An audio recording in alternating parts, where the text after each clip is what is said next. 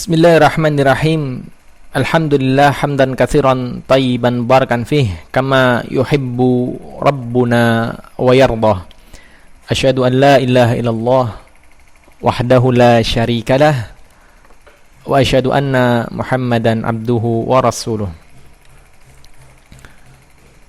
Pada pertemuan yang kedua dari kitab Asy-Syarhus Sunnah karya Imam Al-Muzani rahimahullah, kita akan membahas tentang khalifah yang pertama, yaitu Abu Bakar As-Siddiq radhiyallahu an. Sebelum memasuki perkataan Imam Al-Muzani rahimahullah, terlebih dahulu kita mengenal siapakah beliau. Abu Bakar, menurut pendapat yang paling sahih, beliau bernama Abdullah bin Utsman bin Amir bin Amr bin Ka'ab bin Sa'ad bin Taim bin Murrah bin Ka'ab bin Lu'ay al-Qurashi at-Taimi. Jadi beliau masih keturunan Quraisy dari Bani Taim. Kunyah beliau adalah Abu Bakar.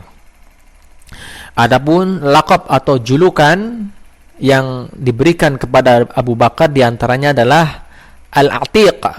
Atiq artinya orang yang beliau sangat tampan. Sebagian ulama berpendapat kenapa beliau dijuluki Atiq? Karena beliau adalah laki-laki yang tampan, ya, memiliki paras wajah yang cerah. Namun pendapat yang lain mengatakan beliau digelari Al-Atiq karena beliau senantiasa dalam kebaikan. Selain Atiq, beliau juga memiliki kunyah atau laqab atau julukan, yaitu As-Siddiq. Ya, julukan As-Siddiq beliau dapatkan karena beliau membenarkan kabar dari Nabi sallallahu alaihi wasallam dengan kepercayaan yang sangat tinggi. Sebagaimana ketika pagi hari setelah malam Isra Mi'raj, orang-orang kafir berkata kepada Abu Bakar, "Temanmu yaitu Muhammad mengaku-ngaku telah pergi ke Baitul Maqdis dalam semalam." Maka beliau menjawab, "In kana qala faqad sadaqa." Jika ia, yaitu Muhammad, berkata demikian, maka itu memang benar. Maka Allah Subhanahu wa ta'ala pun menurunkan ayat yang berkaitan dengan As-Siddiq, "Walladzi jaa'a bis-sidqi wa saddaqa bihi ulaika humul muttaqun." Dan orang-orang yang membawa kebenaran, yaitu Muhammad, dan yang membenarkannya, yaitu Abu Bakar, mereka itulah orang-orang yang bertakwa. Surat Az-Zumar ayat 33. Demikian sekilas tentang Abu Bakar, ya, namanya. Kemudian beliau dilahirkan 2 tahun 6 bulan setelah tahun Gajah. Jadi selisih sedikit dengan Rasulullah sallallahu alaihi wasallam. Beliau memiliki ciri fisik yang berkulit putih, bertubuh kurus, berrambut lebat, tampak kurus pada wajahnya. Dahinya pun muncul dan ia sering memakai hina dan qatm, yaitu seperti celak mata. Jasa-jasa Abu Bakar sangatlah banyak. Insyaallah kita akan sebutkan nanti pada akhir pembahasan. Baik, masuk pada perkataan Imam Al-Muzani rahimahullah. Qala Imam Al-Muzani rahimahullah, wa yuqalu bi fadli khalifati Rasulillah sallallahu alaihi wasallam Abi Bakrin As-Siddiq radhiyallahu anhu. Dan dikatakan tentang keutamaan khalifah pengganti Rasulullah sallallahu alaihi wasallam, yaitu Abu Bakar radhiyallahu anhu. Fahuwa afdalul khalqi wa akhiruhum ba'da Nabi sallallahu alaihi wasallam. Dia adalah manusia terbaik dan terpilih setelah meninggalnya Nabi sallallahu alaihi wasallam. Kemudian keutamaan yang dimiliki oleh Abu Bakar, yang pertama, Abu Bakar adalah manusia terbaik setelah Rasulullah sallallahu alaihi wasallam, bahkan sejak Rasulullah sallallahu alaihi wasallam masih hidup. Dari Ibnu Umar radhiyallahu anhu, Ibnu Umar berkata, "Kunna nukhayyiru bainan nasi fi zamanin Nabi sallallahu alaihi wasallam. Kami dulu para sahabat pernah menilai-nilai orang terbaik di zaman Nabi sallallahu alaihi wasallam. Fanukhayyiru Abu Bakrin, summa Umar bin Al-Khattab, summa Utsman bin Affan radhiyallahu anhum.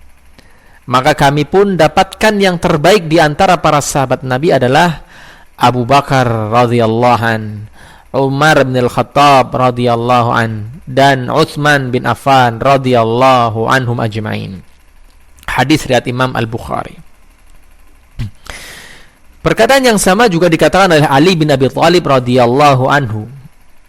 Suatu ketika Ali bin Abi Thalib pernah ditanya oleh putranya yang bernama Muhammad Al-Hanafiyah. Qultu li abi ayyun nasi khairun ba'da Rasulillah sallallahu alaihi wasallam? Aku bertanya kepada ayahku, siapakah orang terbaik setelah Rasulullah sallallahu alaihi wasallam? Qal Abu Bakar.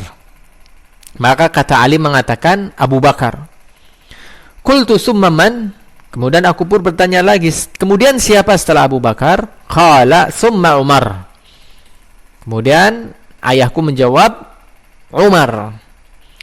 Wa khasyitu ay yaqula Utsman. Dan aku khawatir bila ia akan menjawab Utsman setelah itu.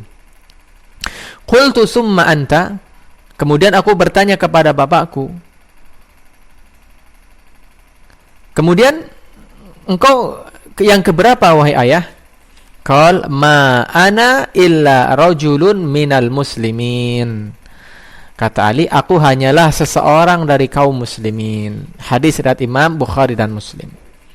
Dari hadis ini menunjukkan bahwasanya Ali bin Abi Thalib mengakui bahwasannya Abu Bakar manusia terbaik setelah Rasulullah SAW.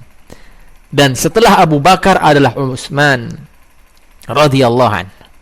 Jadi perkataan Ali bin Abi Thalib ini membantah perkataan orang Syiah yang mengatakan Abu Bakar di neraka, Umar di neraka.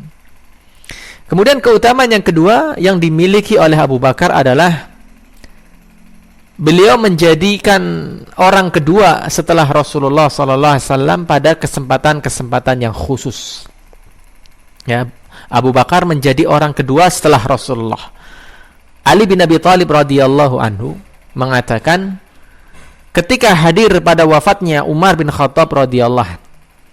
Jadi ketika Umar bin Khattab radhiyallahu taala anhu meninggal dunia, Ali bin Abi Thalib mengatakan, Inni in kuntu la arju an yaj'alallahu ma sahibaika li'anni katsiran ma kuntu asma'u Rasulullah sallallahu alaihi wasallam yaqul kuntu wa Abu Bakar wa Umar wa fa'altu Abu Bakar wa Umar wa antalaqtu Abu Bakar wa Umar.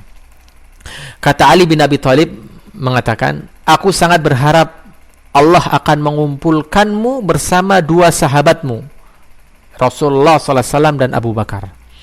Sungguh aku sering mendengar Rasulullah SAW mengatakan, aku pernah bersama Abu Bakar dan Umar, aku mengerjakan ini bersama Abu Bakar dan Umar, aku pernah pergi ke tempat ini bersama Abu Bakar dan Umar. Hadis riwayat Imam Bukhari.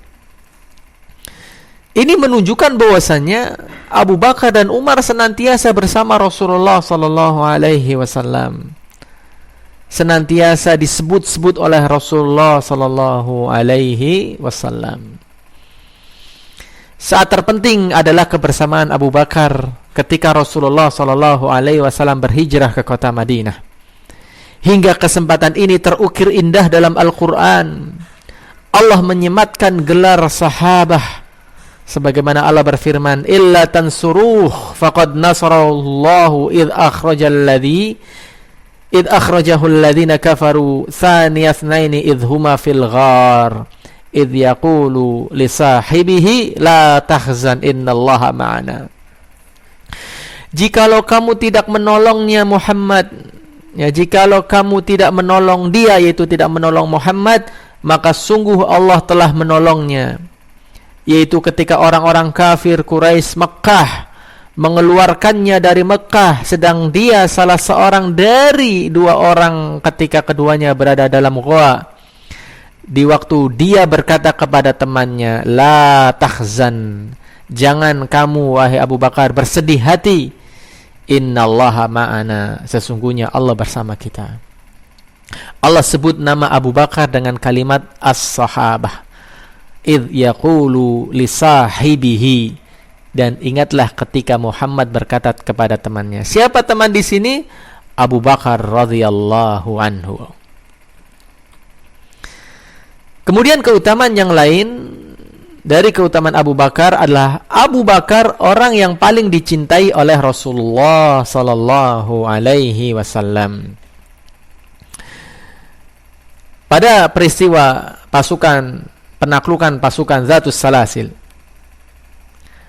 ada seorang sahabat, Amr bin Al-As radhiyallahu anhu, ya, memimpin perang, yaitu perang Zatus Salasil. Amr bin Al-As menghampiri Rasulullah SAW dan bertanya, Ayyun nasi ahabbu ilaik, ya Rasulullah, siapa orang yang paling kau cintai? Qala Aisyah, maka kata Rasul, Aisyah.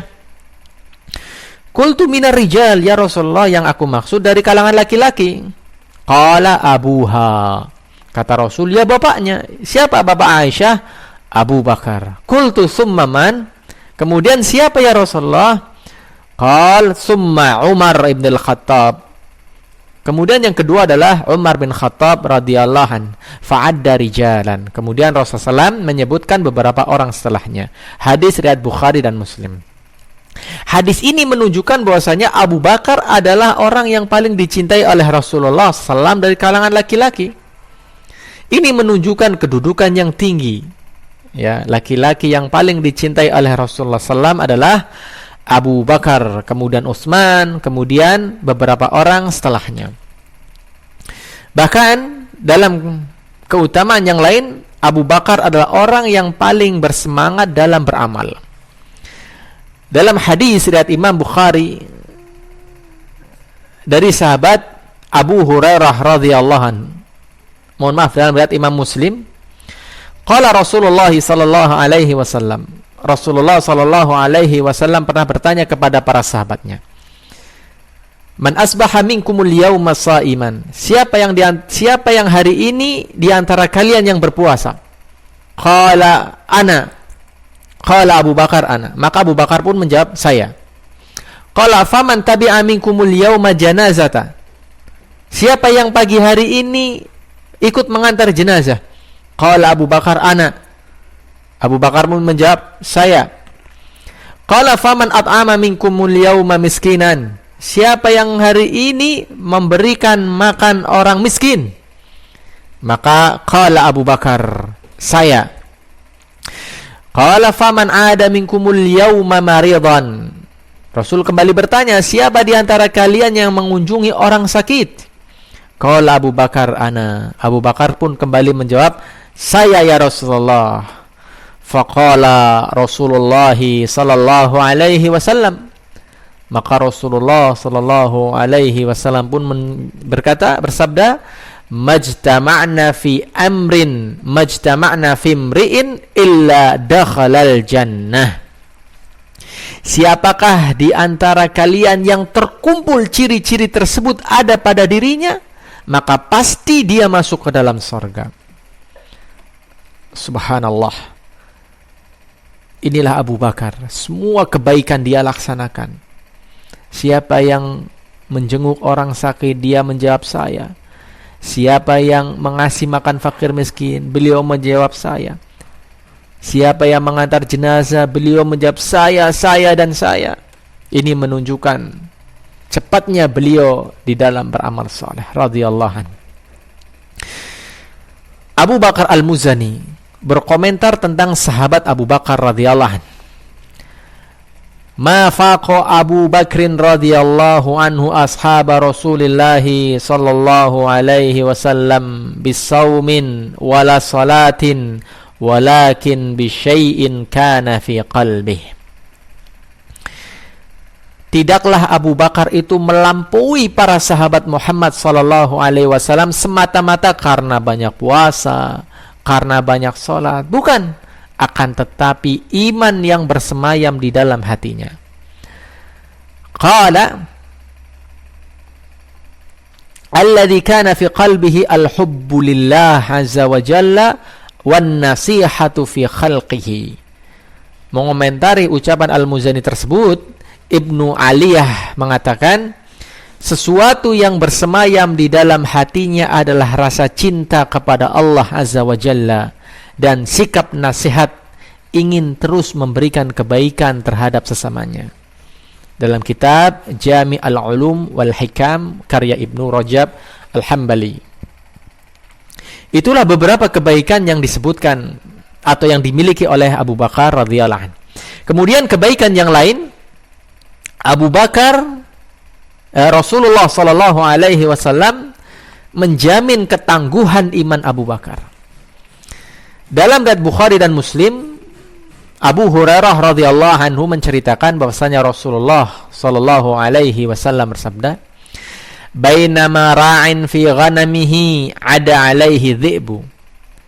Ketika suatu hari seseorang menggembalakan dari Bani Israel sedang menggembalakan kambing gembalaannya, fa akhadha minha syata fatalabahu ra'i. Maka tiba-tiba ada seekor serigala mendatangi kerumunan kambing dan memangsa seekor kambing tersebut. Maka si penggembala tersebut merebutnya kembali. Ya, berusaha untuk mengambilnya. Faltafata ilaihi dhi'bu. Maka serigala tersebut menoleh sembari mengatakan, "Man lahal yauma sab'u yauma laisa laha ra'in ghairi wa bainama rajulun yasuqu baqarata qad hamala 'alaiha." Serigala ini tiba-tiba bisa berbicara. Serigala ini menoleh kepada penggembala tadi dengan mengatakan, "Milik siapakah kambing-kambing ini nanti pada hari as-sab'u? Hari ketika tidak ada yang mengembalakan selain aku." Ya, ini mukjizat dari Allah Subhanahu wa taala. Kisah yang lainnya, bainama rajulun yasuqu baqarata qad hamala 'alaiha. Ada seorang laki-laki, dia menuntun sapinya. Yang dia tuntun, kemudian dipikulkan beban berat kepadanya. Faltafat ilaihi fakallamathu faqalat inni lam ukhlaq li hadza walakin khuliqtu lil harf. Maka sapi ini pun berkata kepada tuannya dengan mengatakan, "Aku tidak diciptakan untuk pekerjaan ini." Artinya, aku tidak diciptakan untuk menggendong beban yang berat. Aku diciptakan oleh Allah hanya untuk membajak sawah. Qallan nas, maka manusia pun mengatakan subhanallah. Ya, manusia mengatakan subhanallah. Rasulullah sallallahu alaihi wasallam bersabda, "Fa inni uminu bidzalika wa Abu Bakar wa Umar ibn al-Khattab." Adapun aku, Abu Bakar dan Umar, maka kami percaya dengan kisah ini. Ajib, hal yang aneh. Hewan bisa berbicara, namun Abu Bakar membenarkannya. Karena yang berkisah adalah Rasulullah sallallahu alaihi wasallam. Kemudian keutamaan yang lain dari keutamaan Abu Bakar adalah sifat lemah lembutnya Abu Bakar. Orang yang paling lembut, ya, orang yang paling dermawan.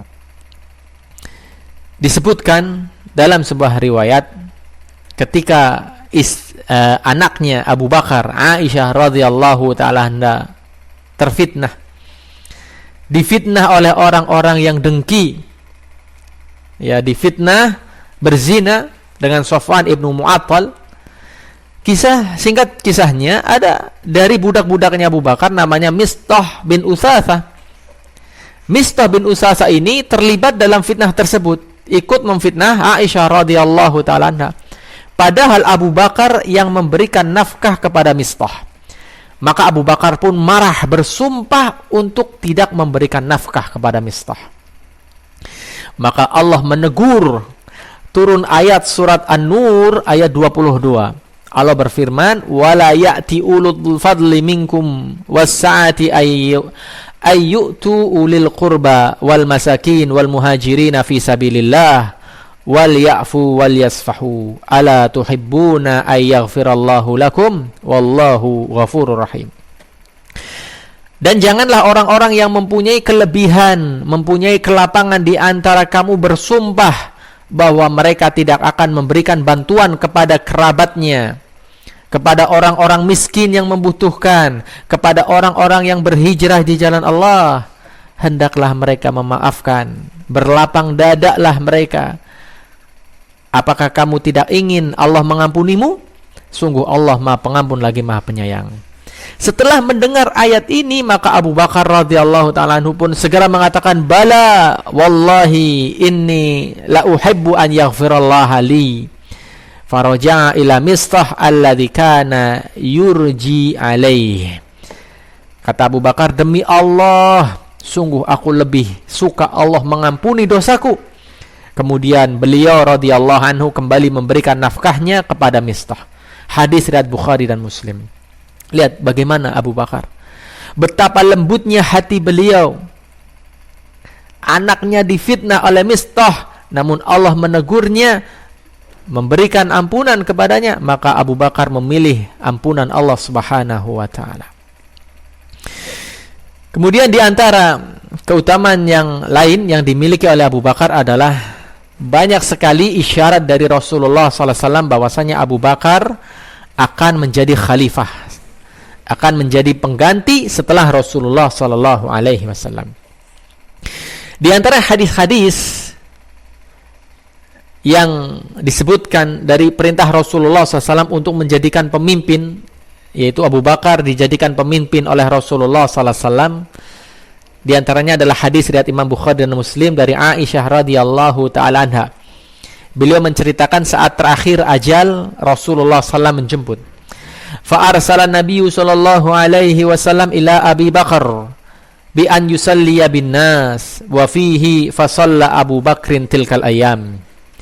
Kata Aisyah, maka Rasulullah sallallahu alaihi wasallam mengutus seorang agar menyuruh Abu Bakar untuk memimpin salat. Dalam riwayat yang lain dikatakan maka Abu Bakar menjadi imam pada hari-hari itu. Ketika terjadi sedikit perbedaan pendapat dalam menentukan khalifah setelah wafatnya Rasulullah SAW, Umar bin Khattab pun menjadikan alasan tersebut sebagai sebab yang kuat bahwa Abu Bakar manusia yang berhak menjadi khalifah setelah Rasulullah. Umar berkata, ya ma'syaral ansar, alastum ta'lamuna anna Rasulullah sallallahu alaihi wasallam qad amara Abu Bakrin an ya'umman nas. Wahai kaum Ansar, bukankah kalian telah mengetahui bahwa Rasulullah SAW telah memerintahkan Abu Bakar untuk memimpin salatnya kaum muslimin? Fa ayyukum tatibu nafsuhu an yataqaddama Abu Bakrin? Maka siapakah di antara kalian yang rela untuk melangkahi Abu Bakar? Faqalatil Ansar, na'udzu billahi an nataqaddama Abu Bakrin. Aku berlindung kepada Allah dari melangkahi Abu Bakar. Hadis riwayat Imam Ahmad. Lihat, Umar bin Khattab menjadikan dalil Abu Bakar disuruh oleh Rasul menjadi imam sebagai dalil bahwasanya beliau lebih utama dibandingkan sahabat yang lain. Demikianlah ya di antara hadis-hadis yang menyebutkan tentang keutamaan Abu Bakar, manusia yang terbaik setelah Nabi SAW. Hendaklah kita memujinya, mencintainya sebagaimana Rasulullah SAW pun mencintai Abu Bakar. Wallahu ta'ala a'lam bissawab. Adapun di antara jasa-jasa yang diberikan oleh Abu Bakar, di antaranya adalah jasa terbesar Abu Bakar adalah masuk Islamnya Abu Bakar dalam Islam, masuk Islamnya beliau manusia yang pertama. Jadi manusia yang pertama masuk Islam adalah Abu Bakar dari kalangan laki-laki dewasa. Kemudian jasa yang lain, beliau adalah orang yang senantiasa mengikuti Rasulullah. Beliau berhijrah ke kota Madinah bersama Rasulullah SAW. Kemudian jasa beliau yang lain adalah beliau memerangi nabi-nabi palsu. Di antaranya adalah Musailamah al-Kazzab. Ya, di masa pemerintahan beliau muncul nabi-nabi palsu, maka diperangi oleh Abu Bakar radhiyallahu anhu. Beliau menggerakkan pasukan untuk menaklukkan kota Syam, ya, yang sudah direncanakan oleh Rasulullah SAW. Namun belum terlaksana. Maka ketika Abu Bakar menjadi khalifah, dilanjutkan, ya, keinginan Rasulullah SAW menaklukkan Syam. Demikian juga Irak. Dan di antara jasa terbesar pula adalah di masa Abu Bakar Al-Quran dikumpulkan.